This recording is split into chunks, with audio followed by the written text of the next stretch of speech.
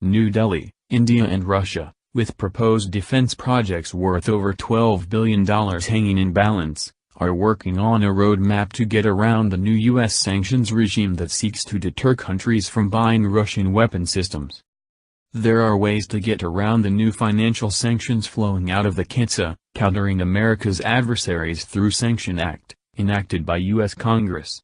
Consultations are in progress at several levels with the Russian government to devise a roadmap for it, said a top government source on Monday. The Indian security establishment is quite upset at the U.S. State Department's move on April 6 to notify 39 Russian entities, including the state-controlled arms exporter Rosoboronexport, with which India does regular business.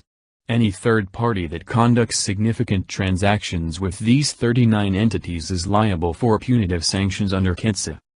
The move has already led Indian banks with exposure to the U.S. to suspend payments and installments to Russia, though U.S. Defense Secretary Jim Mattis in recent days has argued for national security waivers and relief from CAATSA for countries like India. On the one hand, the U.S. wants India to be its closest strategic partner in Asia-Pacific as a hedge against China.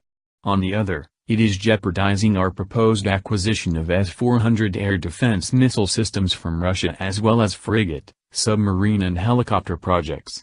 It will also reinforce suspicions in India about the U.S. not being a reliable long-term arms supplier, said another source. Though Russia has notched up military sales worth $65 billion to India since the early 1960s, the U.S. has cornered a major chunk of the lucrative Indian arms market by bagging deals worth $15 billion just since 2007 and is also eyeing several new projects. India, of course, has consciously diversified its arms imports due to Russia's propensity to not stick to delivery schedules, jack up costs midway, create technology transfer hurdles and provide unreliable spares support. India may have virtually rejected the mega joint production of the fifth-generation fighter aircraft called Sukhoi T-50 or PAK-FA with Russia, but several other critical defense projects are in the pipeline, as earlier reported by TOI.